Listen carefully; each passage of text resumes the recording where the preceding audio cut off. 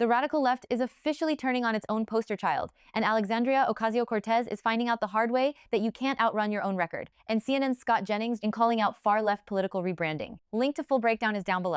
What is Alexandria Ocasio-Cortez up to? First, she told and showed the world that she's freezing her eggs. She's documenting her exercise. She says she's not ruling out a presidential run, and she's trying to distance herself from the woke era of Democratic politics. In an interview, she laughed off that era as crazy, saying that the policy debates were fruitful. She quite likely is the front runner for president for 2028. I assume it'll either be her or Kamala Harris. She is the heir to the Sanders socialist movement, and that's helpful in some primaries. To be viable in a national general election, you would have to get away from woke one and try to laugh it off, although I don't think that tactic is going to be successful.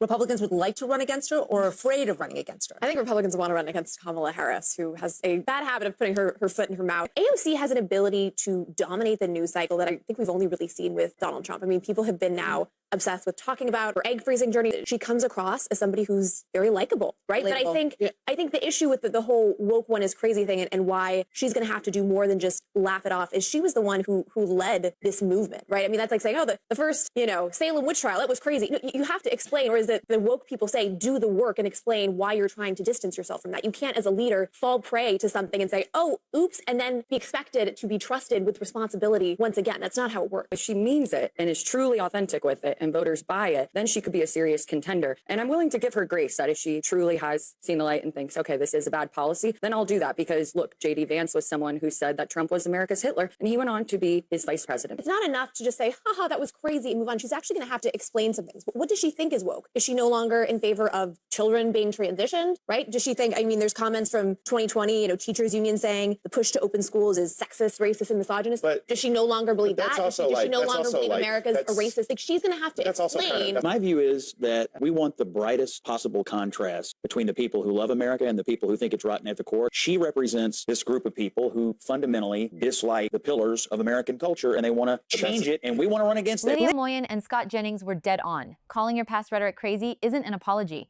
and slapping a new label on failed socialist experiments doesn't erase 6 years of real-world destruction. Which specific policies were wrong? Defunding law enforcement? Open borders? Cashless bail? Abolishing ICE? Give us the specifics, or stop the fake pivot. You don't get to spend years pushing extreme agendas, wrecking local economies, and making American streets dangerous, only to act like woke one was just a minor misunderstanding. Working class citizens had to live through the actual consequences while AOC built a career on pure social media theater and zero legislative achievements. Now she's completely trapped between furious far-left activists who demand total ideological purity and normal voters who remember every single tweet, vote, and speech on record. Radical socialism might get millions of clicks on TikTok, but it destroys real communities